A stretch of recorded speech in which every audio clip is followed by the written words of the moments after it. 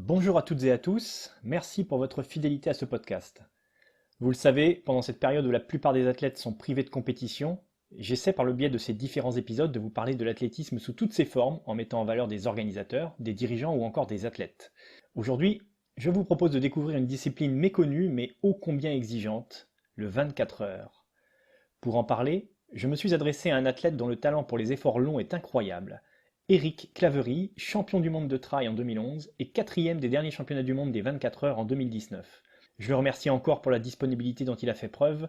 J'ai largement abusé de son temps en l'interrogeant sur son parcours sportif de très haut niveau, fait de triathlon, de trail et donc plus récemment de 24 heures. L'épisode est plus long qu'à l'accoutumée, mais je vous promets que ça vaut le détour.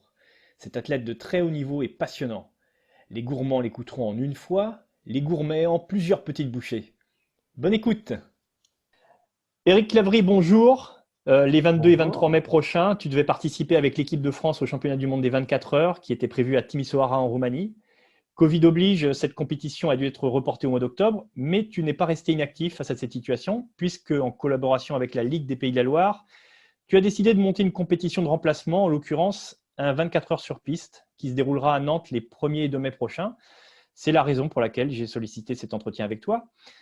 Mais avant de revenir en détail sur le sujet et afin de mieux connaître l'athlète que tu es, j'ai envie de revenir un instant sur ton parcours sportif hyper varié et dont les fils conducteurs sont l'effort long, voire très long, la performance et le plaisir. Commençons donc avec ta première vie d'athlète de haut niveau. C'était il y a quelques années maintenant, une quinzaine on va dire. Cette première vie d'athlète de haut niveau t'a emmené jusqu'à Hawaï où tu avais disputé à l'époque les championnats du monde de triathlon Ironman.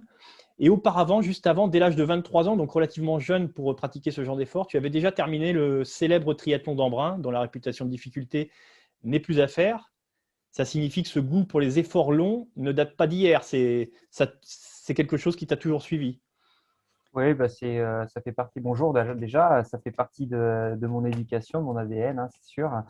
Donc, ouais, les efforts longs, c'est ce qui me fait vibrer, c'est ce qui me permet de voyager, de faire un voyage géographique mais aussi intérieur, et c'est ce qui me passionne.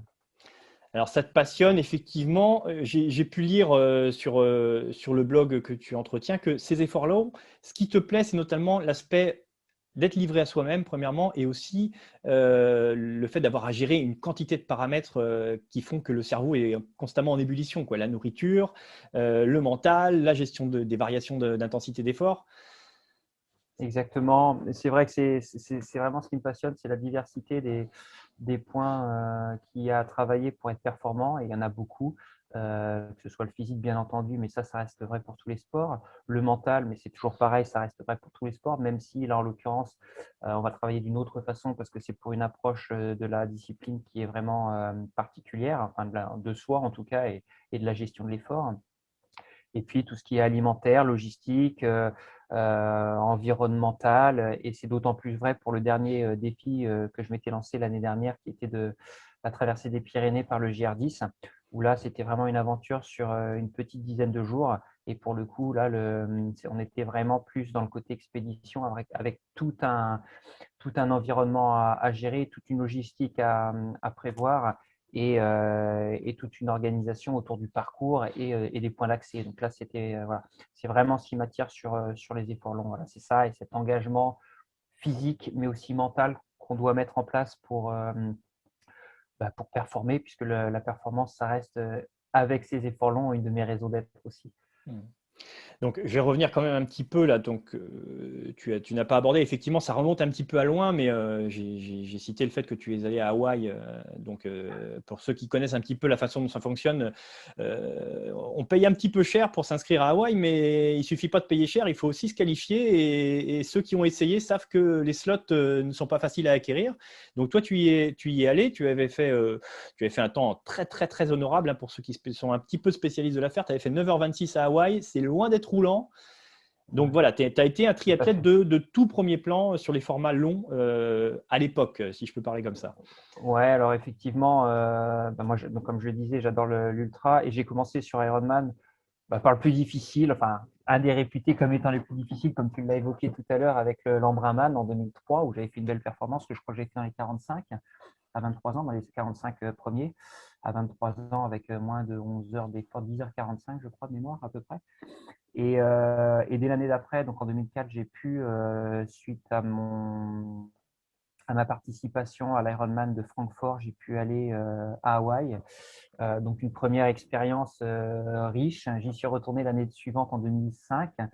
Et là, j'ai eu une encore meilleure expérience due à l'expérience de l'année précédente, puisque j'ai terminé notamment 121e. Il faut savoir que moi, je suis complètement amateur, je ne vis pas du sport, donc avec un emploi à côté. Et 121e, ça représente, il faut savoir qu'il y a à peu près une centaine de professionnels devant moi, quoi. Donc c'était déjà une très très belle performance. Et comme tu l'as dit, effectivement, avec un temps de 9h20 et 9h30 à peu près, 9h30 pour faire 3 km 8 de natation, 180 km de vélo et 42 km à pied, avec un marathon puisque là on est vraiment sur un podcast adressé à des coureurs. Voilà, pour vous donner une référence, le marathon était en 3h15. En 3h15, il faut se remettre dans les circonstances, c'est-à-dire qu'on court au milieu de champs de lave, il fait 40 degrés, on est écrasé par la chaleur remonte du bitume, c'est un enfer au propre comme au figuré.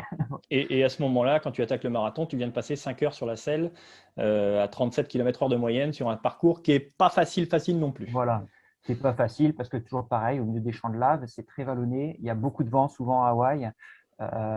Et voilà, c'est ce qui rend aussi la compétition, le charme à la compétition, à cette compétition, et puis à ce qui en fait le côté légendaire aussi. Oui. Donc là, pour la partie triathlon, ça c'était un petit peu… Hawaï, c'est le top pour les triathlètes longue distance. Tu t'es pas arrêté là quand même parce que tu avais un défi en tête. C'est un petit peu ce qui te fait tourner, j'ai l'impression. Tu voulais faire moins de 9 heures sur un Ironman et tu y es parvenu un tout petit peu plus tard. Alors, moins de 9 heures, je vais le faire simple. Quand on parle de chiffres, ça simplifie beaucoup les choses. Il suffit de faire à peu près 1 heure sur la natation, un peu moins de 5 heures sur le vélo et puis un peu moins de 3 heures sur la course à pied. Et puis voilà, ça fait moins de 9 heures. Sauf que pour ça, je pense qu'il faut un parcours roulant. Et tu es allé le chercher à Roth en Allemagne, une des mecs du triathlon longue distance avec un public de fou. Et puis tu as fait moins de 9 heures ce jour-là, 8h57 en 2008. C'est ça. Alors, il faut aussi inclure les transitions, puisque les transitions sur Ironman sont souvent longues. On peut y passer presque 3 minutes parce qu'il faut traverser tout le parc à vélo, changer, repartir. Donc voilà, c'est à intégrer, c'est pas anodin. Ouais, c'est pour moi une grande satisfaction. Cet Ironman d'Europe, parce qu'en plus, on a eu des conditions météo qui étaient vraiment pas agréables. On a eu de la pluie constamment avec du vent. Et donc, ma première satisfaction, c'est effectivement d'avoir accompli mon objectif sur Ironman, de passer sous les 9 heures avec 8h57. Et la double satisfaction, c'est d'avoir passé le marathon sous les 3 heures avec 2h58 de mémoire sur le marathon. Et franchement, c'est une grande satisfaction. Et pour aller, voilà. Voilà, donc voilà, vous avez retenu moins de 3 heures sur le marathon d'un Ironman. Ce n'est pas à la portée du premier venu. Même les professionnels, quand ils font moins de 3 heures, ils ne sont pas mécontents de leur coup sur un Ironman. Voilà ce qui, pour un petit peu faire le tour de la partie triathlon de ta carrière.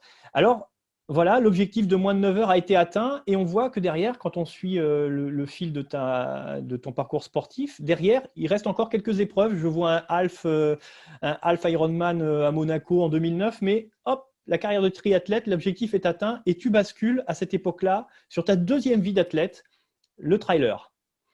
Ouais, deuxième, même troisième, parce qu'avant de faire du triathlon, je faisais aussi d'autres disciplines. Mais oui, après, j'ai eu une opportunité en fait de rentrer dans un team national en trail, parce que j'avais fait un trail en préparation et puis qu'on avait vu ce que j'avais fait, donc on m'avait proposé. Il s'avère que j'avais rempli mon contrat entre guillemets personnel sur le côté triathlon. Je rajouterai même juste, puisque voilà, on est en Bretagne, je rajouterai même juste une petite ligne qui est le championnat du monde 2007, je crois, à Lorient de triathlon longue distance, auquel j'ai participé et sur lequel j'avais terminé troisième dans ma catégorie d'âge 25-30 ans. Donc, c'est une fierté déjà d'avoir fait ce premier podium mondial, même si c'est en catégorie d'âge. Et puis en plus, en Bretagne, quoi. Oui. Alors, c'est intéressant, on le note, hein, donc, en triathlon, tu avais fait un podium mondial. Alors, après, catégorie d'âge, mais tu avais fait un podium mondial en triathlon. On passe au trail. Tu vois bien où je veux en venir, mais voilà, on passe au trail. Et donc, tu attaques ta saison 2009, donc ta première saison de trail. Donc, avant d'en parler, j'expliquais que tu es passé un petit peu du triathlon au trail. Euh, Sans regret, tu avais fait le tour du triathlon parce du coup, là, hormis ces quelques petits épisodes sporadiques en 2009, on t'a plus revu sur les efforts enchaînés depuis. Non, du tout. J'en ai fait qu'un seul pour dire la vérité, autour de 2014 ou 2015, je ne sais plus, qui était le triathlon de Mimizan, un court distance. Et suite à ça, comme j'étais pas du tout préparé, même si j'avais fait une belle perf, du coup sans préparation, j'ai eu une pubalgie pendant 9 mois, donc du coup j'y suis pas revenu. Mm. Mais non, après j'ai vraiment arrêté parce que c'est vrai que le triathlon c'est très très chronophage, même si j'avoue que là je m'entraîne à peu près le même quota horaire, mais c'est très chronophage, c'est un investissement personnel et financier qui est très important parce que bah, tu l'as évoqué très rapidement tout à l'heure, ben, un Ironman, ça va être, je ne sais plus à combien c'est rendu, mais c'est plus de 500 € l'inscription. Alors quand on va à Hawaï, là, j'en parle même pas parce qu'il y a les frais de il y a le déplacement et tout avec. C'est le matériel, parce qu'il y a la combinaison de natation, même la natation a un coût, hein. La combinaison de natation, le vélo, qui est quand même très spécifique en triathlon, tous les déplacements, tout. Voilà, c'est un gros investissement, que ce soit financier, en termes de temps, en termes de tout et en termes personnels. Et bah, cette opportunité de passer sur trail, ben, c'est bien présenté. Et en fait, ça ne s'est pas fait comme ça non plus. Il faut savoir qu'en 2007, j'étais sur l'île de la Réunion parce que mon frère habitait là-bas. Et il a fait 3 fois le Grand Raid de la Réunion. Alors, il faut savoir qu'il n'aime pas courir, mon frère. Mais il a quand même fait 3 fois le Grand Raid de la Réunion. Et en 2007, c'était sa 3e participation. Il termine 30e. Oui, j'ai bien dit qu'il n'aimait pas courir. Et il a fait 30e. Moi, je faisais son assistance. Et à partir de ce jour-là, je me suis dit, un jour, je le ferai. En 2007. Et là, je me suis dit, le Grand Raid de la Réunion, un jour, je le ferai. Je suis tombé vraiment amoureux de la discipline, même si je la connais déjà plus ou moins.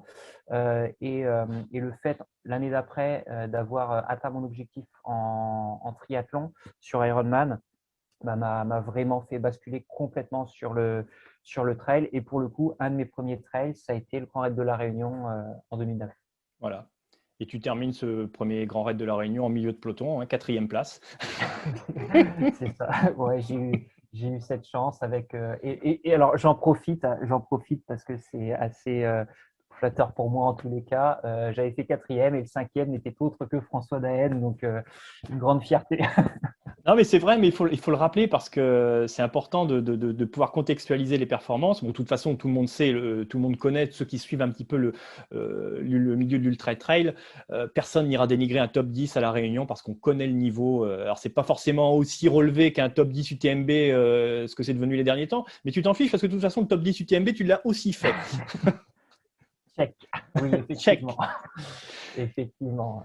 Donc voilà, donc tu as démarré en grand, hein, sur le trail. Donc on parle de trail, mais on parle d'ultra trail. Encore une fois, on est sur les efforts longs, très longs. L'ordre de grandeur de l'effort, donc là sur l'Ironman, on est sur une petite dizaine d'heures. Là, on est passé au double, hein, un grand raid de la Réunion top 10, c'est à peu près 24 heures, un peu moins. Voilà, on est sur des efforts de cet ordre-là. Et ça passe tout de suite. Ça passe tout de suite, top niveau. Et tu enchaînes derrière. Une saison 2010 un peu perturbée, ça a failli empêcher que la suite ne se produise. Le fait que ta saison 2010 commence avec une blessure Ouais. a failli empêcher beaucoup de choses.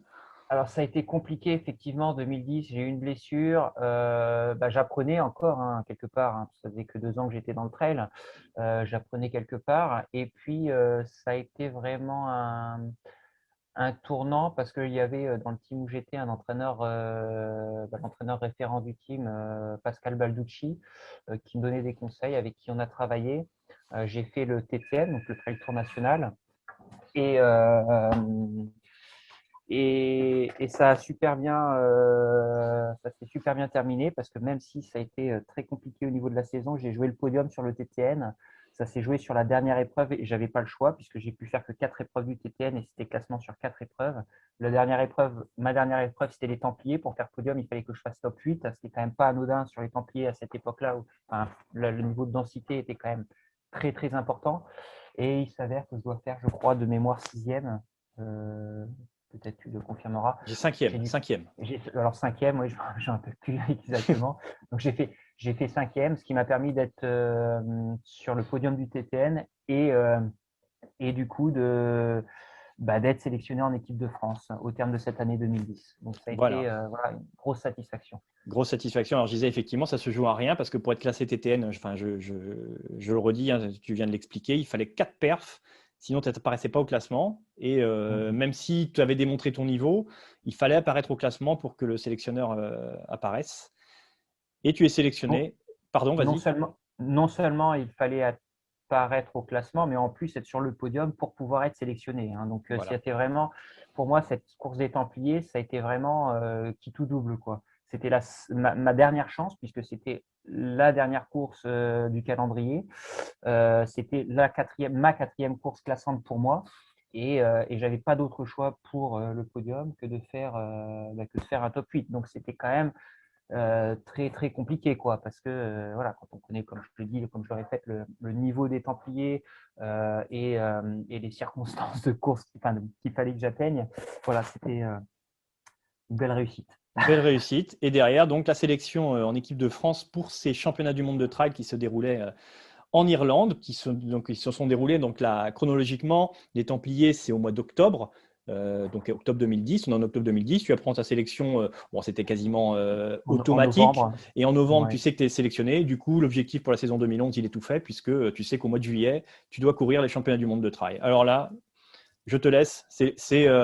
Alors, je sais pas, c'est toi qui me le diras, mais c'est un des sommets de de la partie trail de ta carrière. Oui, alors c'est sûr, hein, ça reste un titre de champion du monde. Donc, entre guillemets, l'avantage avec un titre de champion du monde, c'est que ça parle à tout le monde, même à des novices ou même à des gens qui ne sont pas dans le sport. Donc, forcément, aux yeux de tout le monde, champion du monde, c'est quelque chose de flatteur et ça l'est pour moi aussi, bien entendu. Mais je dénigre absolument pas tous mes autres résultats parce que pour moi, une performance, quand elle est réussie, que ce soit championnat du monde, UTMB, une sixième place à l'UTMB ou n'importe quel autre résultat, c'est ça a une valeur très très importante. Euh, après, ouais, forcément, c'est un très très grand souvenir. Mais il faut voir, enfin, il faut retracer entre le moment où j'apprends que je suis sélectionné et ce championnat du monde, il s'est passé des choses. C'est-à-dire que le jour où j'apprends que je suis sélectionné, je vois l'entraîneur référent dont je parlais tout à l'heure, Pascal Balducci. Moi, je n'avais pas d'entraîneur à l'époque. Enfin, plus ou moins, je m'entraînais plus ou moins tout seul. Et là, je lui dis, écoute, est-ce que ça te dit de partir pour le projet championnat du monde et de se focaliser là-dessus et que tu me prépares complètement pour ce championnat du monde. Alors lui, oui, avec plaisir et tout. Donc on est parti sur cette aventure tous les deux. Ça a fait un grand changement puisque j'ai eu un entraînement structuré, suivi de très près et scientifique également, puisque Pascal est un chercheur à l'université de Lyon 1. Donc en plus, il est préparateur physique et mental. Et moi, pour le coup, le mental était à cette époque-là encore une petite lacune qui pouvait me perturber, enfin, qui pouvait être néfaste sur certaines courses. Et en fait, j'avais déjà un potentiel avant. Et le fait de travailler avec lui a vraiment décuplé mon potentiel et m'a vraiment permis d'aller chercher ce titre de champion du monde parce que beaucoup de choses se sont mises en place avec ça, quoi. Et les 9 mois de préparation qu'on a fait pour ce championnat du monde, c'est une histoire humaine aussi qui s'est créée.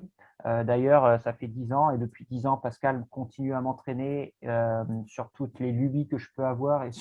C'est-à-dire que ce soit de l'ultra trail, de la course sur route du 24 heures, des trucs comme le marathon des sables ou la traversée des Pyrénées.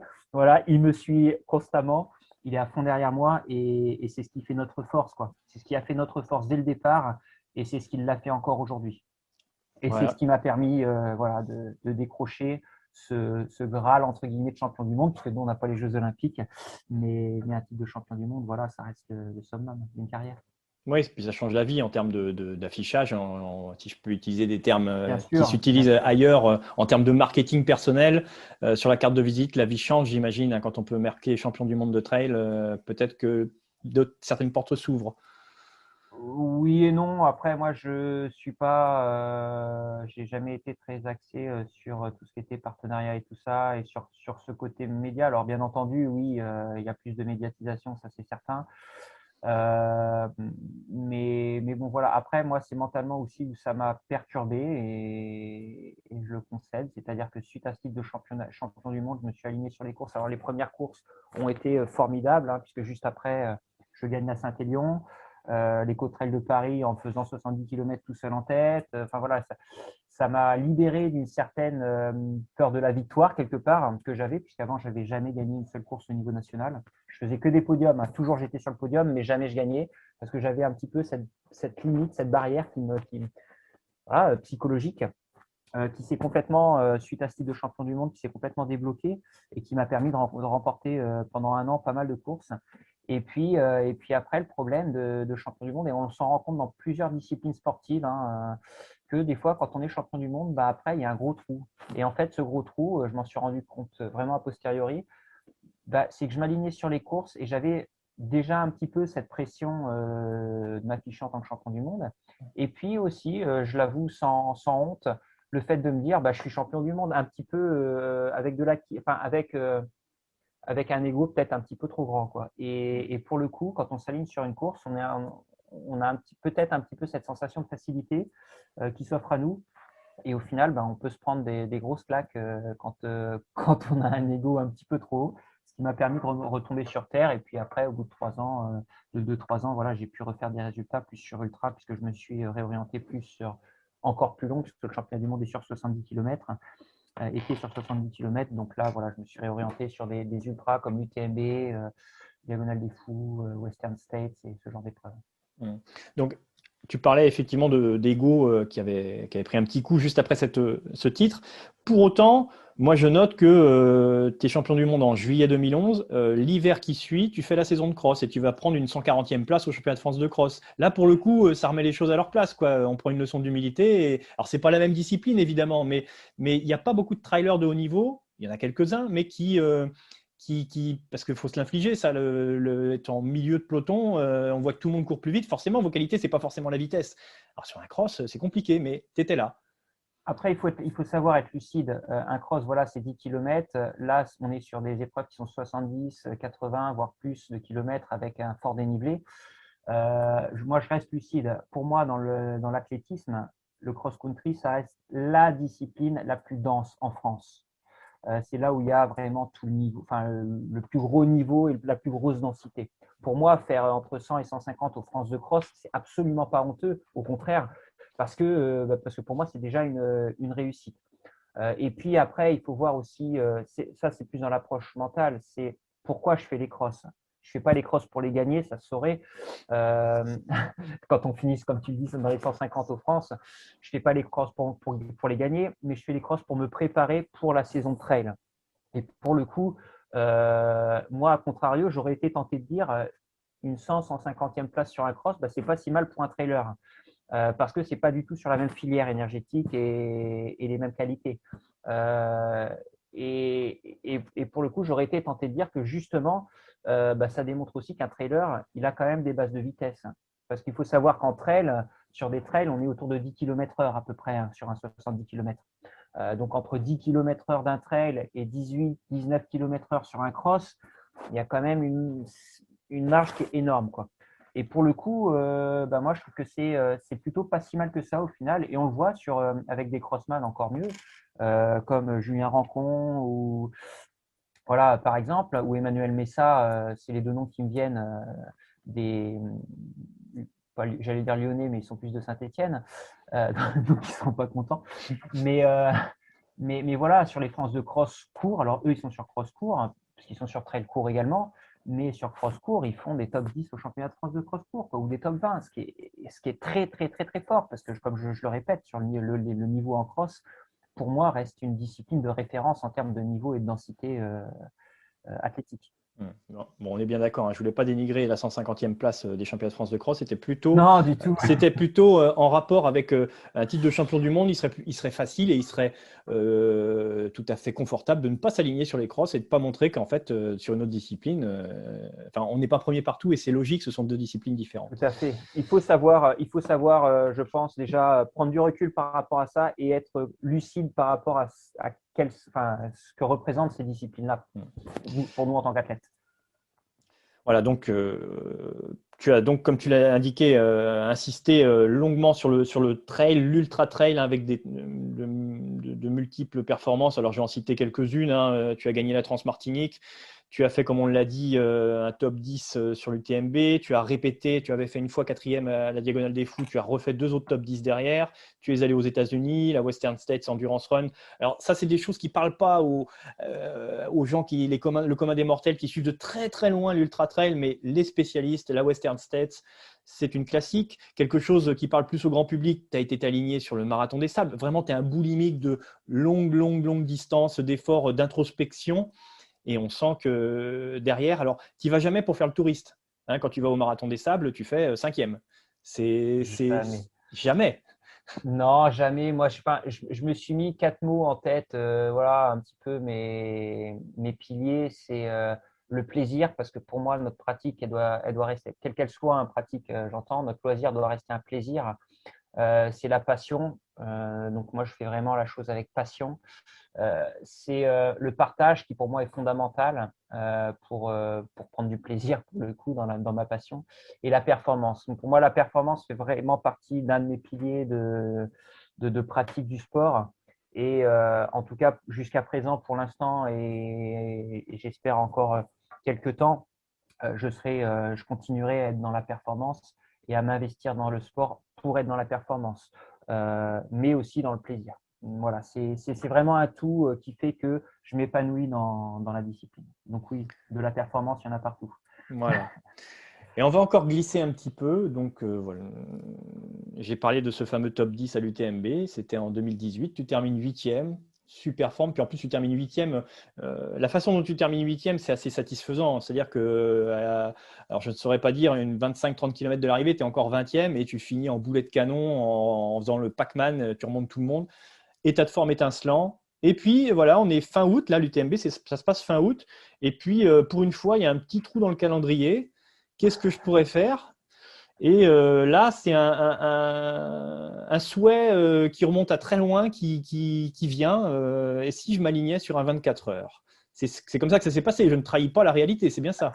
C'est exactement ça. C'est exactement ça. En fait, j'avais pour objectif en 2018 majeur l'UTMB, qui s'est, comme tu l'as dit, exceptionnellement bien passé, puisque je passe de la 24e place au 110e kilomètre à la 8e place à l'arrivée, en doublant tout. Enfin, c'était fabuleux. Et puis, en fin de saison, j'avais rien. Il y avait le championnat de France de 24 heures à Albi, donc je m'y suis inscrit. Alors, c'était très, très, très audacieux, puisque c'était à peine 2 mois, c'était 1 mois et demi après l'UTMB. Donc, c'était vraiment très audacieux. Et je m'y suis inscrit. Mais je ne m'y suis pas inscrit tout à fait au hasard, effectivement, puisque c'est, comme tu l'as dit, quelque chose qui remonte à très, très loin. En fait, en 1997, je n'avais même pas fait de triathlon. Enfin, je commençais tout juste le triathlon. Et en 1997, il y a quelqu'un qui s'appelle Yannis Kouros qui a battu le record du monde avec 303 km 506. Et ce jour-là, il a dit celui qui battra mon record n'est pas encore né. Bon, forcément, moi, j'étais né, j'avais 17 ans. Et ce jour-là, ça a fait tilt. Et je me suis dit, un jour, je vais faire un 24. Enfin, un jour, je viendrai sur 24 heures. Et ce ne sera pas pour me tourner les pouces, quoi. Enfin, c'est vraiment justement dans ce côté performance. Ce sera pour y faire quelque chose et pour aller chercher quelque chose. Et pour aller chercher quelque chose voilà, relatif à 1997 et à ce record du monde. Donc moi, j'ai toujours eu ça en tête et du coup, je me suis aligné sur 24 heures d'Albi plus à titre expérimental qu'autre chose. Et ça s'est plutôt bien passé. Alors, avant de revenir sur effectivement, ça s'est plutôt bien passé, là, ce que tu viens de nous dire, je comptais y venir un petit peu plus tard dans l'entretien, mais ce côté compétiteur, il remonte mais à ta plus tendre enfance, si je puis m'exprimer ainsi, puisque tu racontes quelque part que quand tu es devenu champion du monde de trail, une phrase de ton frère qui était remontée quand tu étais tout petit, tu avais 5 ans, et ton frère qui a 4 ans de plus que toi, c'est ça? c'est avais dit ça. à l'époque, un jour, tu seras champion du monde. Alors, il avait dit ça, c'est un mot d'enfant ou c'est juste, il avait déjà vu que le frangin, dès qu'il fait quelque chose, il veut gagner? Non, je pense que c'était. Après, nos parents étaient, enfin, ils sont à la retraite maintenant, mais étaient profs de sport. Voilà, on a toujours fait du sport, on a toujours été baigné là-dedans. Et je ne sais pas pourquoi, c'est vrai, ma mère l'a noté, elle avait fait un album photo, elle avait marqué cette phrase où mon frère dit un jour, mon frère, il sera champion du monde. Mais c'était voilà, c'était plus des mots d'enfant. Il faut savoir que lui aussi a été champion du monde de beach tennis. Donc voilà, le clin d'œil est assez sympa. Voilà, donc on revient tout de suite sur cette performance à Albi. Donc, pour le 24 heures, c'est la discipline par excellence où la première fois qu'on arrive, on se plante. On doit se planter. Sauf certains, il peut y avoir la chance du débutant, mais à la limite, il faut presque mieux se planter la première fois pour savoir quoi corriger et pas tomber dans l'euphorie. Et toi, première expérience, 254 km. Alors, pour ceux qui ne connaissent pas le 24 heures, 254 km, c'est juste monstrueux. Le record de France à l'époque, il était à 267 km, mais il avait été réalisé une fois. C'est vraiment une performance de pointe. Quand tu fais 254 km, je ne sais pas à quel rang du bilan tout le temps français tu te places, mais tu es déjà super bien. Hein. Tu dois être Et troisième, quatrième. c'est quasiment champion de France tous les ans. Ouais, c'est ça, c'est Enfin, ça. quasiment à une ou deux fois près, mais voilà, c'est le niveau champion de France, quoi, systématique. Et c'est le niveau top français, oui, puisque si Stéphane Ruel était un petit peu au-dessus, autour des 260 km, enfin, pardon, et un petit peu au-dessus, autour des 260 km, et après, c'est tout de suite, voilà, 250, c'est déjà des très, très, très bons prétendants. Voilà, c'est le top niveau français. Ouais. Donc, quand on n'a jamais fait de 24 heures, il y a 1000 raisons de se planter. Et toi, tout de suite, coup d'essai, c'est très difficile de fixer l'allure de départ, c'est très difficile de fixer la stratégie de ravitaillement, c'est très difficile de gérer la décroissance de l'allure. Et toi, alors bien sûr, tu as souffert. Hein, le 24 heures, c'est pas facile. Le 24 heures, c'est une discipline où on souffre énormément dans sa chair à la fin. Mais pour autant, tu vas chercher une performance tout de suite de niveau international. Tu l'avais déjà intégrer mentalement cette épreuve tu dis que ça faisait déjà, à l'époque, tu t'y mets donc en 2019, 2018, donc ça fait 20 ans que tu y penses aux 24 heures, parce que tu as entendu Yanis Kouros en 97, qui Exact. pensait déjà dans des sorties Ouais. longues. Alors, il y a beaucoup de choses à dire par rapport à ce que tu viens d'évoquer. Alors, la première chose, c'est par rapport à la difficulté de l'épreuve. Il faut savoir qu'à ce jour, bon, j'ai 40 ans, j'ai fait quelques épreuves jusqu'à présent, d'une variété, comme tu l'as souligné tout à l'heure, un peu large. Ce 24 heures d'Albi en 2018, c'est l'épreuve la plus difficile de ma vie que j'ai faite. Et j'exagère pas. J'ai jamais rien vécu d'aussi difficile. Ça a été l'année dernière, même en comptant le GR10, donc la traversée des Pyrénées que j'ai fait l'année dernière. C'est physiquement ce que j'ai vécu de plus difficile. Donc ça, c'est la première chose. La deuxième chose, tu dis la première fois, en général, on se plante sur un 24 heures. Je suis complètement d'accord avec toi. Enfin, je pense que c'est la réalité. Après, voilà, j'ai pas une science infuse du 24 heures et tout ça, mais je pense vraiment que voilà, qu'on s'en rapproche. Mais il faut relativiser. Se planter par rapport à quoi? Parce qu'on va dire, moi j'ai réussi. Mais j'ai réussi par rapport à quoi? Pour moi, ce 24 heures, ce premier 24 heures, je me suis planté. Alors, j'ai fait une grosse performance. Et là, je veux pas parler, voilà, je veux pas paraître prétentieux du tout. Hein, mais et l'année d'après me donnera raison. Hein. Pour moi, je me suis planté. C'est-à-dire qu'à partir de 16 heures de course, c'est le mental qui a pris le relais, mais c'est le mental d'une manière où vous ne pouvez même pas vous imaginer. Quoi. À la 16e heure de course, on m'aurait dit arrête-toi, je me serais allongé, je ne me serais pas relevé. D'ailleurs, à la fin du 24 heures, je m'allonge, je ne me relève pas. Je ne tiens même pas debout sur le podium, c'est le deuxième et le troisième qui me tiennent debout. Hein. Raphaël et Valentin, c'est eux qui me maintiennent debout, j'y suis allé en fauteuil roulant. Mais à la 16e heure de course, j'étais déjà dans cet état-là. Et là, c'est juste, mais pour le coup, j'en suis convaincu, mes capacités mentales qui m'ont permis de faire les 8 heures qui me restaient, les 8-9 heures qui me restaient à courir, parce que, je le répète, à la 16, 17, 18e heure, mais j'avançais, enfin, c'est pas que j'avançais plus, j'avais plus de jambes, je m'allongeais, je ne me relevais pas. Donc pour moi, c'est une épreuve qui n'est pas, alors, qui a été réussie au niveau du classement, au niveau du kilométrage, bien sûr, et ça, je peux que valider puisque ça a donné un titre de champion de France. Ça a donné une performance de 254 km, ce qui, en termes de niveau français, est exceptionnel. Mais moi, je relativiserai en disant, oui, mais le record du monde, il est 50 km de plus. Hein. Donc, est-ce que par rapport à un record du monde, c'est réussi? C'est Voilà. très particulier. La comparaison au record du monde du 24 heures est très particulière parce que J'avoue, oui. si on va regarder le bilan tout temps du 24 heures, ce que j'ai fait hier, il y a Yanis Kouros et puis derrière, il faut descendre de 15 km pour trouver la deuxième perf. Quoi. Parce que Yanis Kouros, il doit avoir 17 ou 18 des 20 meilleures performances de tous les temps. Exactement. C'est un extraterrestre. Tout à fait. Tout à fait. Après, il faut savoir, je suis préparateur mental. Hein. Je suis préparateur mental.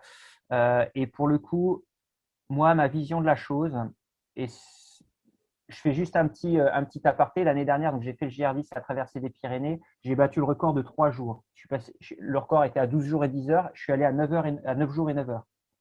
Ça fait 25% de temps de gagné, à peu près. 25% de temps en moins, ce qui est énorme sur 870 km, sur 10 jours. Mais en fait, pour moi, c'est comme le 24 heures. C'est-à-dire que quand je vais sur cette épreuve, moi, les performances des autres, c'est pas que je dénigre complètement les autres. Hein, ça n'a rien à voir. Mais c'est pour moi, pour la performance, moi, quand je vais sur un 24 heures, mon objectif, c'est pas de faire mieux que les autres. C'est de faire le maximum de ce que je peux faire moi. Parce que si je me focalise sur ce que font les autres, là, je suis sûr de ne pas aller plus haut. Quoi. Je suis sûr de ne pas aller plus haut, ou alors juste un petit peu plus haut à la limite, mais je n'aurais pas battu mon record sur mon deuxième 24 heures de plus de 18 km. Donc voilà. Voilà, donc 254 km pour la première tentative, c'est énorme et tu as pris goût, donc du coup c'est validé en fait le passage sur 24 heures, tu as voulu essayer et puis il y a ceux qui essayent le 24 heures. Alors je parle de faire le 24 heures en performance hein, parce que le 24 heures, il y a plein de façons de le pratiquer. Il y en a qui viennent passer un moment avec eux-mêmes, mais je ne dénigre absolument pas cette approche de la discipline. Il y en a qui viennent passer 24 heures, tourner en rond autour d'un circuit, qui s'arrêtent, qui font des pauses, qui marchent. Là, c'est une façon d'aborder la chose, mais en mode performance, c'est redoutable. Tu l'as évoqué. C'est difficile d'imaginer ce que ressent un coureur de 24 heures qui est là pour faire une performance tant qu'on ne l'a pas fait. Les douleurs à partir de la 17, 18, 19e heure sont incroyables. Je te prends un témoin, mais c'est vraiment, on est sur une surface dure, on s'explose les quadrilles, il n'y a plus rien qui veut fonctionner, et c'est le cerveau, la force de ces replis qui doit soulever la jambe pour chaque foulée. On en est là, je n'exagère rien. Non, c'est exactement ça. Et bien souvent, trop de personnes font le rapprochement ultra trail et 24 heures. Ouais, mais tu fais un grand raid de la Réunion, tu l'as dit tout à l'heure. Moi, je fais à peu près 24 heures. L'UTMB, je fais 23 heures. Donc, c'est des temps de course qui sont similaires aux 24 heures, quoi, puisque voilà, ça dure à peu près 24 heures. Mais l'effort est complètement différent. Parce que sur un trail, on va marcher dans les montées, on va relancer sur le plat, on va se laisser entraîner dans les descentes. Voilà, on va jouer dans les descentes. En fait, ce qui est dur sur un 24 heures, c'est la monotonie. Et bien souvent dire, ah ouais, la monotonie, bah, effectivement, tu tournes sur un anneau de 1500 mètres. Non, c'est pas ça qui est difficile. C'est pas de tourner sur un anneau de 1500 mètres qui est difficile sur un 24 heures.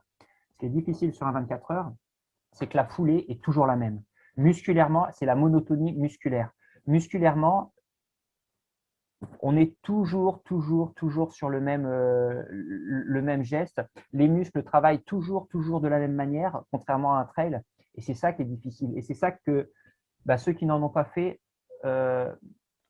n'ont pas forcément aux yeux. Quoi. Ils ont cette monotonie. Tu viens du trail, tu fais l'UTMB, la Réunion, c'est magnifique. Et là, tu vas tourner sur un anneau au milieu d'un complexe sportif. Quoi. Après, voilà, c'est une autre façon d'aborder les choses. Hein. Moi, je trouve ça fabuleux. J'ai découvert avec le 24 heures, et j'en profite pour le dire là, j'ai découvert avec le 24 heures quelque chose d'exceptionnel, humainement exceptionnel. C'est-à-dire que moi, je fais un UTMB, j'ai fait 6e, j'ai fait 8e, j'ai même fait 24e. Tu es toujours tout seul sur un UTMB quand tu es en tête de course. Tu es toujours tout seul. Alors, les paysages sont magnifiques, bien entendu, mais tu es toujours tout seul. Sur un 24 heures, on va être quoi? On va être entre 200 et 400 sur une boucle d'1,5 km. C'est-à-dire, mon entraîneur a fait le calcul, je crois, j'ai dû doubler l'équivalent, je ne sais plus, c'est autour de 50 000 personnes. On n'est que 400, mais comme on double tout le temps, et toujours les mêmes, j'ai doublé l'équivalent de 40-50 000 personnes sur le 24 heures. C'est-à-dire que des personnes qu'on ne connaissait pas au départ, et ça a été le cas pour mon premier 24 heures, à la fin, mais on en devient être limite intime, quoi. Enfin, on les connaît, on s'encourage, on s'encourage. C'est une émulation de groupe, c'est une famille, le 24 heures. Et humainement, c'est quelque chose d'exceptionnel, vraiment. Et je comprends, comme tu le disais tout à l'heure, ceux qui viennent pour faire un tour, s'arrêter, refaire un tour et vivre le 24 heures. Parce qu'un 24 heures, ça se vit en soi, en introspection, mais ça se vit aussi avec les autres parce qu'on est tous, j'allais dire, dans la même galère, quelque part, oui, mais on est tous dans la même philosophie et dans le même effort, quel que soit le niveau de performance. Pour ton deuxième 24 heures, donc tu enchaînes, tu n'as pas été dégoûté par le premier malgré le fait que tu aies vécu l'expérience la plus difficile de ta vie. Tu es sélectionné dans la foulée pour les championnats du monde qui ont lieu au même endroit, à Albi toujours. Et tu n'as pas de chance, tu tombes sur le championnat du monde le plus relevé de l'histoire. Alors, tu termines au pied du podium, quatrième, avec une performance qui tous les ans, enfin tous les 2 ans du coup, te donne une place sur le podium, souvent la première, parfois la deuxième. Et là, tu fais quatrième, 4 types au-dessus des 270 km, ça n'était jamais arrivé. Et là, donc effectivement, il se passe plein de choses. Tu exploses le record de France qui était à 267 km, tu le passes à 272. Tu termines quatrième, tu as vécu la course. Là, pour le coup, tu n'es pas remonté de l'arrière, tu as plutôt occupé la tête et tu as un petit peu cédé sur la fin, mais tu as vécu ce 24 heures là. Et là, tu entrevois peut-être d'autres choses derrière. Mais en fait, c'est pas qu'à partir de là, j'entrevois d'autres choses. J'étais déjà convaincu que je pouvais aller très loin. Et c'est pour ça que je disais tout à l'heure, sans vouloir être prétentieux, mais que mon premier 24 heures, quelque part, a pas été une réussite complète. Parce que j'étais convaincu que je pouvais aller beaucoup plus loin. Et la preuve en est, c'est que sur le championnat du monde, je fais 272 km et il y a encore des choses à perfectionner. Donc voilà, après, c'est vrai que comme tu l'as évoqué, bon, on pourrait dire, pas de chance, quatrième. Moi, j'en suis super content. Après, j'ai cette chance d'avoir déjà été champion du monde. Donc, quelque part, le titre est entre guillemets déjà acquis. Donc là, je viens chercher vraiment autre chose qu'un titre ou qu'une place. Là, je viens vraiment chercher la performance, le kilométrage. Bon, comme tu l'as dit, avec cette distance de 272 km, il y a peut-être eu une vingtaine de championnats du monde de 24 heures. J'aurais peut-être été champion du monde 15 ou 17 fois, je ne sais pas. Bon, il se trouve que cette année-là, il y avait du monde, mais tant mieux à la limite. C'est ce qui fait le charme aussi du sport. Et ça ne retirera pas que voilà, j'ai fait une belle performance avec ce record de France pour le coup. Et je ne compte pas m'arrêter là parce que je pense que je peux encore progresser et mettre des choses. Il faut savoir que si on regarde le bilan de tous les coureurs de 24 heures, je dirais 80% des coureurs de 24 heures, leur progression, ce n'est pas le premier où ils font le meilleur, ce n'est pas le deuxième non plus, ce n'est pas le 4 ou 5e. C'est souvent très progressif. L'expérience sur 24 heures a un rôle fondamental. Et que ce soit, je parlais de Stéphane Ruel qui était le meilleur français, qui a fait 3e au championnat d'Europe quand même en 2018, je crois. Sa meilleure performance, il l'a fait au championnat d'Europe en 2018. Il avait déjà fait une douzaine de 24 heures avant. Yanis Kouros, si vous regardez ses résultats, c'est la même chose. Il ne l'a pas fait sur ses 5 premiers 24 heures, son record. Il l'a fait au bout de 15-24 heures peut-être, je ne sais pas. Enfin, je dis des chiffres, mais ça doit être autour de ça. Et en fait, on se rend compte que pour tout, Sorokin qui gagne le championnat du monde, c'est pareil. Il a fait 278 km, ce qui est énorme, mais ça a été très progressif et ce n'est pas venu comme ça d'une épreuve à l'autre. Et bon, voilà, c'est la progression un peu du 24 heures, quoi. Bon, le prétexte pour lequel j'ai sollicité l'entretien, c'était les 24 heures de Nantes qui auront lieu 1er et 2 mai. Donc, ceux qui nous écouteront verront que j'ai mis un petit peu de temps avant d'y arriver, mais je pense que c'était très intéressant et ça permet de bien contextualiser les choses. Donc, ces 24 heures de Nantes viennent en remplacement des championnats du monde. Donc, les premiers championnats du monde qui suivent ceux d'Albi dont on vient de parler, qui étaient prévus courant mai, ils sont reprogrammés courant octobre. Voilà. Tu n'allais pas rester aussi longtemps parce qu'il n'y a pas de 24 heures, mais il n'y a pas non plus grand-chose d'autre. Donc, il fallait faire quelque chose. Donc, alors je ne sais pas comment ça s'est passé, mais assez rapidement, parce que ça ne fait pas très longtemps, finalement, ça ne fait pas si longtemps que ça que ces 24 heures-là ont été reportées. Tu as décidé de ne pas rester comme ça, à te morfondre et à reporter la prépa. Comment a germé l'idée de faire quelque chose, pas loin de chez toi, pour remplacer ces 24 heures et pour profiter peut-être de la forme qui était en train de monter? Alors, ça a du lien complet avec ce que je viens de dire tout à l'heure. Moi, je ne suis pas forcément dans la place, je suis dans la performance sur 24 heures. En tout cas, je cherche à aller le plus loin possible. Il faut savoir que le record du monde de Yanis Kouros, il a été fait sur piste Mm. avec ses 303 km 506. Moi, j'en ai pas fait parce que là, c'est considéré sur route, les 24 heures d'Albi. Mm.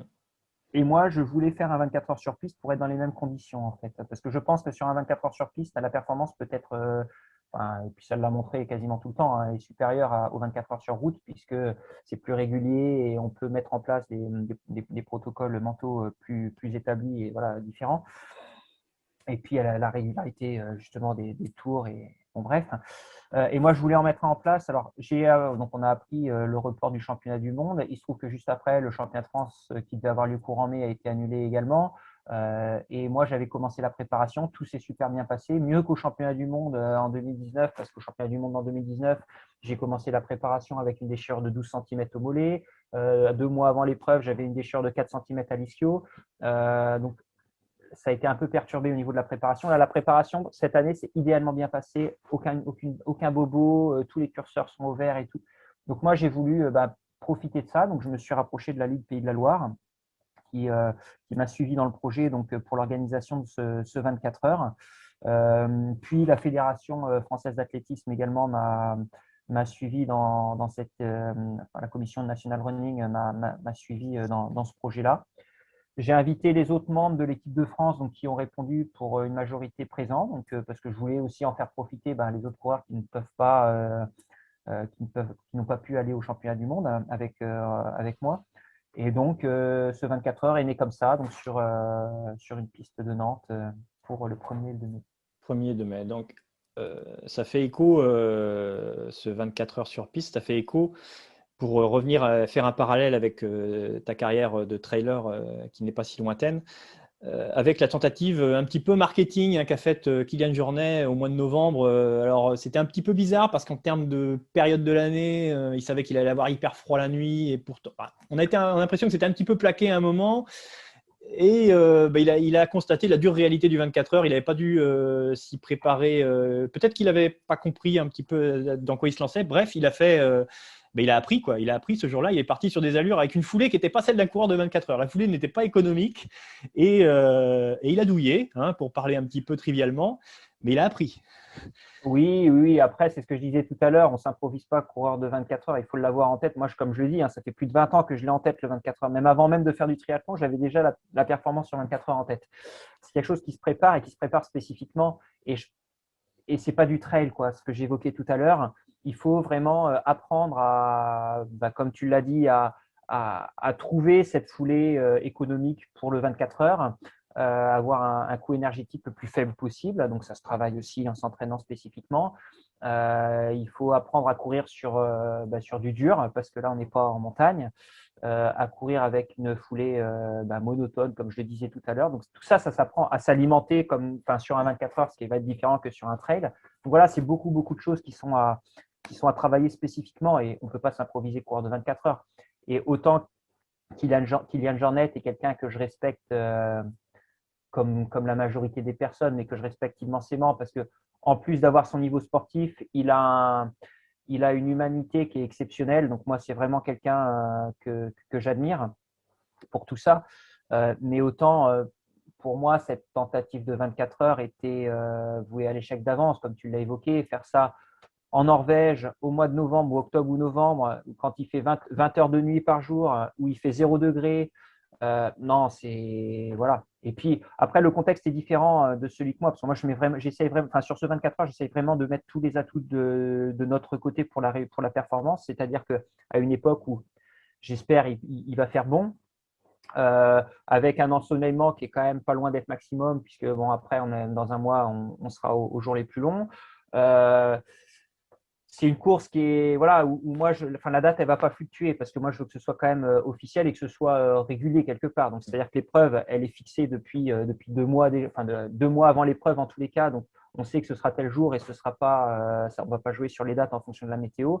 Voilà, nous, le but c'est vraiment que ce soit le plus le plus légal possible quelque part, enfin le plus cadré possible quoi. Donc, il y aura peu d'athlètes présents. Tu l'as évoqué, tu as invité le collectif France sur le 24 heures. Ouais. Malheureusement, on peut pas élargir pour le moment. Est-ce que Tu l'as évoqué tout à l'heure, tes 45 ou 50 000 dépassements dans une course. Est-ce que le fait d'être peu, ce sera plutôt un avantage dans la mesure où tu vas moins zigzaguer ou plutôt un inconvénient dans la mesure où bah, tu auras peut-être moins d'encouragement, moins de soutien? C'est quoi ton positionnement là-dessus? Moi, je reste convaincu que ce sera un avantage. Enfin, pour moi, alors là, je parle pour moi parce qu'on est tous différents. Moi, je reste convaincu que pour moi, ce sera un avantage. Alors, on sera quand même une dizaine autour de la piste donc constamment, donc on ne sera pas tout seul non plus. Mais effectivement, à Albi, notamment, ça a été un des points perfectibles, c'est que j'ai dû doubler beaucoup puisque ma vitesse de déplacement était supérieure à quasiment tout le monde. Puisque je partais même plus vite. Enfin, je suis parti, j'ai joué la première place pendant 18 heures. Et du coup, bah, j'ai plus que les autres, donc je double tout le monde. Et ce qui fait que ça fait faire des virages, mais ce qui fait que les virages, quand il y a des virages, des courbes, on est obligé de les prendre à l'extérieur, donc ça fait toujours de la distance en plus. On est obligé parfois, parce qu'il peut y avoir 2 ou 3 coureurs de front, bah, de ralentir, d'attendre que ça passe pour repasser après, donc de relancer. C'est plein de petites choses qui font que je reste convaincu que ce sera un avantage. Et puis, on reste sur une piste. Là, on n'est pas sur les 1500 mètres du parcours d'Albi, qui est magnifique, hein, et je suis admiratif de Didier, qui est l'organisateur, Didier Thiriot, qui est adorable. Mais là, on est sur une piste et bon, il y aura quand même. Alors, il y aura malheureusement, effectivement, on est obligé de le restreindre, donc il n'y aura pas d'autres personnes invitées puisqu'on est obligé de se restreindre à des sportifs de haut niveau. Il n'y aura même pas de spectateurs puisqu'on ne pourra pas accueillir de spectateurs. Mais bon, il y aura quand même des bénévoles puisqu'il faut, il faut malgré tout quelques bénévoles. Et des encouragements, il y en aura. Il y en aura. Après, c'est quelque chose qui se prépare aussi, c'est ce que je disais, tout se prépare. Et bien là, c'est ce manque de personnes autour de la piste qui va se préparer, c'est-à-dire qu'il va falloir se préparer à rester concentré sur soi tout le temps et pas être diverti par le reste. Quand je dis diverti, c'est du divertissement positif ou négatif. Hein. Ça veut dire du divertissement énergisant, c'est possible quand il y en a des encouragements, par exemple.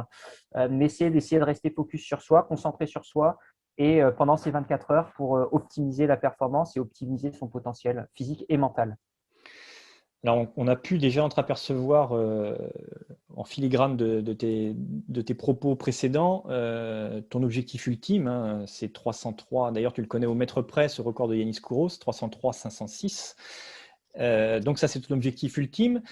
Tu as annoncé, parce que je suis allé farfouiller sur ton Facebook, le 15 mars, tu écris « Je vous avoue que mon objectif est élevé ». Et quand on sait que pour toi, 254, c'est une course ratée et que 272, tu aurais pu faire mieux, quand tu annonces un objectif élevé, alors là, je pose une question difficile, est-ce que tu vas nous avouer le chiffre que tu as en tête? Non, non, non, je l'avouerai pas parce que je le connais pas. Je connais pas moi-même mon potentiel. J'ai pas d'expérience moi sur 24 heures. Enfin, je reste hyper humble par rapport à ça. J'ai pas d'expérience. J'en ai fait que 2, donc je peux pas dire j'ai fait quelle distance. Si on dit que de faire 2 épreuves dans sa vie, c'est avoir une expérience. Enfin, 2 épreuves de 24 heures dans sa vie, c'est avoir une expérience sur la discipline. Non, c'est faux. Enfin, pour moi, c'est faux. Donc donner une distance, non, j'en suis incapable. Moi, ce que je sais, c'est que je vais aller le plus loin possible par rapport à mon potentiel à moi. Et ça rejoint ce que je disais tout à l'heure. Moi, le record de France, le record du monde, le record de un tel ou ce qu'il faut faire, ou la performance des autres athlètes qui sont présents, peu importe. Moi, ce que je veux, c'est optimiser mon potentiel physique. C'est ce que je suis en train de faire avec ma préparation physique. Mentale, c'est également ce que je suis en train de faire avec ma préparation mentale et ce que je vais mettre en place pour l'épreuve. Et l'idée, c'est d'aller le plus loin possible et justement de faire abstraction de tous ces records. Moi, ce n'est pas 303 km 506 que je vise, c'est d'aller le plus vite et le plus loin possible. Si c'est 290 et que j'atteins mon summum, bah, je serai super heureux. Si c'est 310 et que j'atteins mon summum, je serai aussi heureux. Enfin, peut-être un peu plus parce que du coup, il y aura un record à la clé.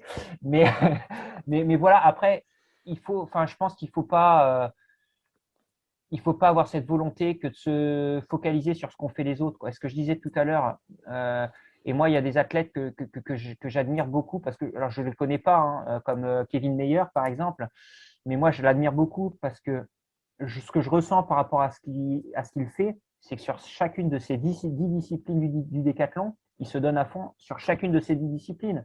D'ailleurs, on le voit au France Indoor où il fait le 60 mètres haies, où il fait une belle perf, je crois. Il s'en fiche que ce soit pas un décathlon. Lui, il se bat pour être le meilleur possible sur la discipline. Il ne se bat pas pour être le meilleur possible par rapport aux autres décathloniens ou décathlètes. Mais moi, c'est ce que j'ai appris dans le monde de l'Ironman, justement, quand je suis allé à Hawaï. Bien souvent, les autres Français, leur objectif ultime, c'était de faire premier Français. Moi, si je vais à Hawaï, c'est pas pour faire premier Français, hein. C'est pour faire le maximum et puis pour être au top, quoi. Et pas me contenter. En fait, pour moi, se focaliser sur une performance déjà existante, c'est se contenter de quelque chose, Moi, j'ai pas envie de me contenter de quelque chose. J'ai envie de donner le maximum et d'atteindre mon maximum à moi. Après, mon maximum à moi, ce sera peut-être inférieur aux autres, ce sera peut-être supérieur aux autres. Je serais tenté de dire, peu importe. Mais c'est d'atteindre son potentiel maximal, quoi. Alors, une des seules données qu'on maîtrise, un des seuls paramètres qu'on maîtrise à peu près sur un 24 heures, c'est la vitesse de départ. Forcément, celle-là, c'est la seule. Il faut bien partir, il faut bien savoir à quelle allure on démarre. Et celle-là, je ne trahis pas de secret puisque c'est une donnée publique. Tu l'as annoncé également sur les réseaux sociaux. Tu travailles une vitesse de départ aux alentours de 14 km/h. Ça fait un passage marathon 3 heures. Hein, Ouais. donc c'est ambitieux, c'est pas si loin, juste pour passer, pour encore contextualiser, et on va beaucoup prononcer ce nom-là, hein, Yanis Kouros, il était passé en 2h56 lors de son 303 km. Donc on est 2h59. 2h59. Ah ben on est encore plus proche, 2h59, donc on est carrément dedans. Tu pars sur les bases de Yanis Kouros et après, effectivement, il y a tellement de paramètres qui entrent en jeu qu'on ne peut pas calquer sa course. C'est un petit peu ce qu'avait essayé de faire Kylian Jornet pour revenir à lui. Il avait essayé de calquer une courbe là, sur ce qu'avait fait Yanis Kouros. On n'a pas les mêmes qualités, on n'est pas fait pareil, donc forcément, c'est un petit peu scabreux ce genre de stratégie. Mais ta vitesse de départ, 14 km/h, c'est costaud. Hein, c'est déjà un bon footing pour le commun des mortels. Hein. Oui, après, c'est ce que je disais tout à l'heure par rapport à la course ratée, mais vraiment sans prétention aucune du championnat de France. C'était une course réussie puisqu'il y a quand même un titre au bout et puis il y a une belle perf, hein, mais ratée dans le sens où je pouvais faire mieux. Là, moi, mon idée, c'est pas de faire un calque sur ce qui se fait déjà. Quand j'ai fait mon championnat de France de 24 heures, je disais, j'étais parti à 13,7 de moyenne. Parce que c'est une allure où je me sentais à l'aise à l'entraînement et que j'étais persuadé de tenir et puis que je reste convaincu de pouvoir tenir pendant des heures et des heures. Mais parce que ça correspond à mon potentiel à moi et à ce que je pense pouvoir faire moi. Mais ça avait surpris tout le monde. D'ailleurs, j'ai eu des remarques même pendant le 24 heures, pendant ce premier 24 heures. C'est arrivé que 2 fois, hein, que par 2 personnes. Où c'était, ouais, non, mais c'est bon, il part comme un fou. Au bout de 6 heures, on le verra sur le bas-côté, il aura arrêté, quoi. Bon, je les ai induits en erreur et j'en suis bien content. Mais après, c'est pas parce que quelqu'un a une stratégie de course propre à lui que c'est pas bien ou que c'est bien. Voilà, il a sa propre stratégie de course. Moi, je pars là-dessus. Bon, il s'avère qu'avec mon entraîneur Pascal, on est allé en laboratoire, on a fait des tests sur le coût énergétique justement pour étudier l'optimisation de la vitesse de déplacement coût énergétique pour voir un petit peu ce qui était pour moi le plus optimal. Cette vitesse de 14 km/h s'avère plutôt pas mal. Moi, c'est une vitesse à laquelle je me sens super à l'aise, une vitesse que j'ai travaillée. J'ai fait plusieurs fois 3 heures. Bon, du coup, quasiment cet hiver, au mois de janvier, j'ai fait en 3 week-ends de suite, j'ai fait 3 heures sur chaque week-end où je faisais un marathon du coup chaque week-end, puisque comme tu dis, ça correspond à un marathon. J'ai fait un 6 heures au mois de début février à cette allure-là que j'ai tenue donc sur piste là pour le coup, puisque j'avais basculé de la route sur piste. Où j'ai fait en 6 heures, j'ai fait mes 2 marathons et j'arrive j'arrive forcément, les jambes commencent à picoter un peu, hein, je vais pas le nier non plus, mais où j'arrive quand même bien. Donc oui, non, moi c'est une vitesse qui me paraît opportune. Et puis moi ça fait 20 ans que j'analyse le truc. Et alors tout à l'heure tu disais championnat du monde, on est 4 mecs à faire sur plus de 170. C'est vrai, mais pas totalement, on est même 5 puisque Camille Héron a fait 270 également, donc avec le record du monde.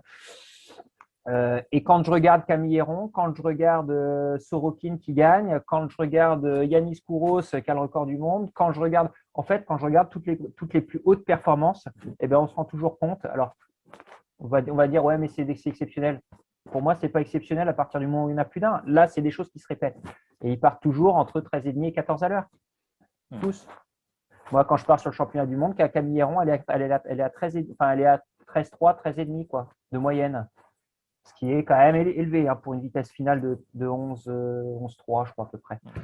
Donc voilà, moi j'essaye de voir aussi, parce que comme je le dis tout à l'heure, je n'ai pas d'expérience sur 24 heures. Donc pour le coup, j'essaye de regarder un peu, de me faire mon expérience sur les autres coureurs, sans regarder leur résultat final, mais de me faire sur ce qui a réussi en tous les cas. Et a priori, bah, ça a l'air de bien fonctionner. Alors il y en a effectivement, il y a toujours les exemples et les contre-exemples. Il y en a qui vont dire non, moi il faut être super régulier, il faut être à 11 si tu veux faire du 11 de moyenne. Oui, peut-être, pour certains, ça peut marcher, pour d'autres, peut-être moins. Il faut voir. Après, je pense que chaque stratégie est propre à chacun. Moi, ma stratégie, ce sera de partir effectivement à 14 à l'heure. Et puis, bah, après, j'aurai toujours en tête effectivement les temps de passage de Yanis Kouros. Hein. Si je dis 2h59, c'est qu'effectivement, je les connais, ces temps de passage. Mais on les a en tête, mais je ne vais pas rester focus là-dessus. Je vais rester focus sur ma course. Ça va juste être un indicatif. Ça ne va pas être un objectif. Tu as fait allusion, et je n'ai pas passé de temps dessus, je suis désolé, mais effectivement, tu as fait allusion à plusieurs reprises à ce qui a marqué ton été dernier, cette traversée du GR10 et ce record que tu as fait. Et tu viens d'aborder un sujet, la capacité à se remettre en cause. Effectivement, là, sur cet objectif-là, tu t'es remis en cause plusieurs fois, et la première, c'était tout de suite, la première étape. Déjà, là, dès la première étape de ce GR10, tu as amputé le kilométrage prévu, mais sans regret. Tu as tout de suite considéré que c'était la meilleure des choses à faire. Et je pense que c'est un avantage énorme sur des compétitions où toutes les cartes peuvent être rebattues à chaque instant. Savoir se remettre en cause instantanément, c'est fort, c'est un gros avantage. Ouais, j'en parlais de ce GR10 parce qu'il m'a beaucoup appris en fait. Il m'a beaucoup appris dans l'approche mentale de la performance. Il m'a vraiment énormément appris. Et sur une aventure qui fait 10 jours comme ça, si tu n'es pas capable de t'adapter, c'est même pas la peine de te lancer dessus. Hein. Pour moi alors là, je prends un exemple extrême qui est sur 10 jours, mais même à 24 heures, même pour moi, tous les efforts d'ultra-endurance, il faut savoir s'adapter. Sur un 24 heures, je le disais tout à l'heure, au bout de 16, 17, 18 heures de course, on a des jambes qui sont cramées. Quoi. Voilà, je parle cash, hein, mais c'est ça, on est dans le dur. Donc, mais il faut savoir s'adapter, donc il faut savoir mettre des nouvelles stratégies d'approche mentale, il faut savoir mettre des nouvelles stratégies alimentaires aussi, parce que bien souvent, on se rend compte qu'entre 10-12 heures d'effort, enfin autour d'une dizaine d'heures d'effort, bah, on mange plus qu'on avait prévu de manger parce que l'estomac il commence à souffrir aussi. Voilà, donc il faut savoir se remettre en question et s'adapter aux choses. Et je trouve que c'est ça l'école aussi de l'ultra-endurance, c'est quelque chose de fabuleux. Et pour ça, le GR10 m'a énormément appris et j'espère que je vais pouvoir compter sur tout ce qu'il m'a appris pour grappiller des kilomètres sur 24 heures. Bon, on est déjà beaucoup plus loin que ce que j'avais envisagé, mais je m'en doutais un petit peu quelque part. Il me reste deux questions à te poser. La première des deux, elle va complètement, c'est un gros virage, un petit aspect technologique. On a bien vu la révolution des chaussures à plaque carbone. On voit que tous les records de course sur route tombent. Et le gros avantage objectif, il est de moins en moins contesté, l'avantage objectif de ces chaussures à plaque carbone, c'est qu'elles retardent la dégradation musculaire sur des distances qui vont, mais dès le 10 000, et même sur les distances inférieures, jusqu'au marathon, c'est avéré, ça a un effet positif. Est-ce que sur des allures plus faibles, avec une fourrelée qui est peut-être un petit peu moins dynamique, on va moins chercher de rebond puisqu'on cherche à diminuer les impacts au sol. Est-ce que pour autant, ces chaussures à plaque carbone pourraient constituer un avantage? Elles sont autorisées désormais. Est-ce qu'elles pourraient constituer un avantage dans la recherche de performance sur 24 heures? Peut-être, je ne sais pas. Non, je suis pas du tout. Moi, j'ai des chaussures avec très peu d'amorti et tout ça, surtout là pour la piste. Je sais pas. Moi, je suis partagé, je suis très partagé sur ce sujet-là. Effectivement, ça peut amener des avantages, comme tu l'as évoqué, sur les, comment dire, les traumas et traumatismes et sur la performance, sur certaines choses. Donc, bon, si ça fait du bien au corps, pourquoi pas. Mais est-ce que c'est pas ce qu'on se disait dans les années 70 quand une certaine marque a sorti des chaussures avec de l'amorti et que tout le monde s'est mis dessus et que si j'aime la course, enfin, j'en reviens, je vais essayer de respecter mes valeurs. Je dis pas que ça changera pas, hein, mais parce qu'on ne sait pas comment il fait l'avenir. Mais je vais essayer de respecter mes valeurs et mes valeurs. Si je fais de la course à pied, si j'aime la course à pied, c'est avant tout parce que pour moi, c'est un sport qui se rapproche de ce qu'on est fondamentalement, quoi, de nos origines, parce que j'allais dire à poil, mais on va en caleçon en extérieur sans rien d'autre, on peut courir, quoi. On n'a besoin de rien d'autre. Et moi, c'est ça que j'aime, c'est cette liberté. C'est cette liberté de pouvoir avancer sans avoir besoin de rien d'autre. Et pour le coup, moi, à partir du moment où il y a toujours un aspect technologique, et c'est pour ça une des raisons pour lesquelles j'ai arrêté le triathlon, c'est parce que moi j'avais un vélo, oui, profilé très légèrement triathlon, hein. Il y avait pas grand-chose de profilé dans mon vélo. Mais moi, j'étais light, hein. Enfin, j'avais pas un matériel de haut de gamme, quoi, en triathlon. Et c'est un peu ce qui m'a freiné, c'est que c'est la surenchère au matériel. Moi, ce que j'aime dans la course à pied, c'est que justement, à la base, c'est pas censé être la surenchère au matériel. On est vraiment comme on est, quoi. C'est comme une certaine chaîne de restauration, venez comme vous êtes, quoi. Là, on est comme on est et on se bat entre guillemets à armes égales. C'est un petit peu ce que je regrette avec l'évolution technologique, même dans la course à pied, qui historiquement reste quelque chose de naturel. Et voilà. Donc, J'imagine j'ai pas de réponse, mais ouais. voilà. J'imagine que les réponses, on devrait les avoir au mois d'octobre à Timisoara. Il y aura forcément des athlètes qui seront Oui, équipés de chaussures à plaque carbone et ce jour-là, on verra. bien sûr. Bah, après, voilà, c'est l'expérience qui va dire si c'est bénéfique en termes de performance. Je pense qu'en termes de performance, oui. Après c'est le côté plus valeur, quoi, hein, qui rentre en jeu, hein.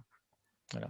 Et justement, Timisoara, octobre 2021, tu as fait quatrième lors des championnats du monde les plus relevés de l'histoire. Tu es toujours très ambitieux. Certains parlent pour toi d'ailleurs. Tu vises quoi? Tu vises forcément un podium. Tu vas pour chercher une deuxième médaille d'or de champion du monde en athlétisme? Il y a quelques années, j'avais un rêve. Et quand j'ai fait champion du monde, je voudrais saluer Philippe Propage, qui était entraîneur pendant de longues années de l'équipe de France de 24 heures.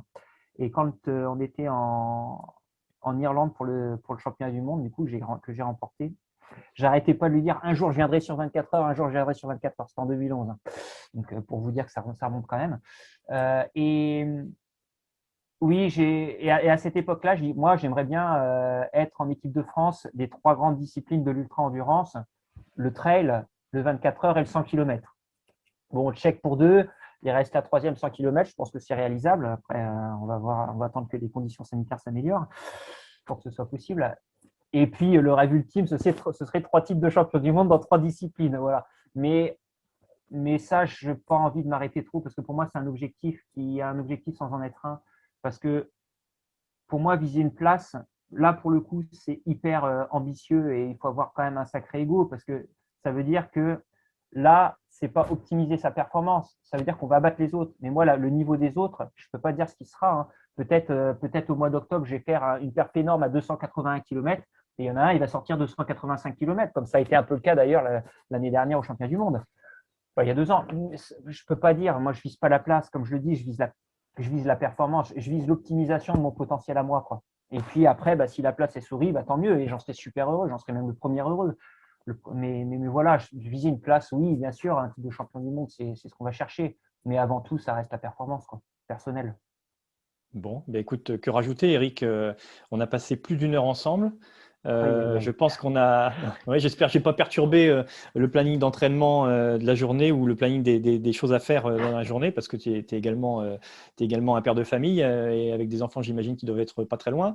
Donc, mais voilà, merci infiniment pour le temps que tu as bien voulu me consacrer. Je pense que tu auras réussi à passionner, y compris des gens qui ne sont pas familiers avec ces disciplines à la marge de l'athlétisme, qui font partie de la famille de l'athlétisme, mais qui sont un petit peu à la marge, hein, le trail et le 24 heures, avec une belle partie en début d'entretien sur le triathlon. Je pense qu'on aura mieux découvert l'athlète, hein. Tu n'es pas breton, mais bon, si jamais tu vas chercher des belles performances, on t'adoptera volontiers, hein. La Bretagne est tellement belle, de toute façon. J'ai tellement d'amis en Bretagne. Bon, Non, ben, rien. très bien, très bien. Donc, le rendez-vous est pris. On va suivre de près. Donc là, tu vas finaliser ta préparation. Il te reste 3 semaines, un peu plus. Et dans Ouais. 3 semaines, 1er mai, sur une piste à Nantes, 24 heures, en compagnie d'athlètes de très bon niveau également, puisqu'ils sont en équipe de France. Et on te souhaite le meilleur à cette occasion. À Merci cette beaucoup. occasion-là. Et puis pour le mois d'octobre également. Merci pour l'entretien et au plaisir de revoir toute la Bretagne. Vous êtes arrivé au bout de ce long épisode. J'espère que vous avez apprécié écouter cet entretien autant que j'ai apprécié le réaliser. Souhaitons que la campagne de vaccination en cours nous permette de nous retrouver bientôt, dans l'attente de ce grand moment. Continuez à faire de l'athlétisme, continuez à parler d'athlétisme, continuez à aimer l'athlétisme. À bientôt.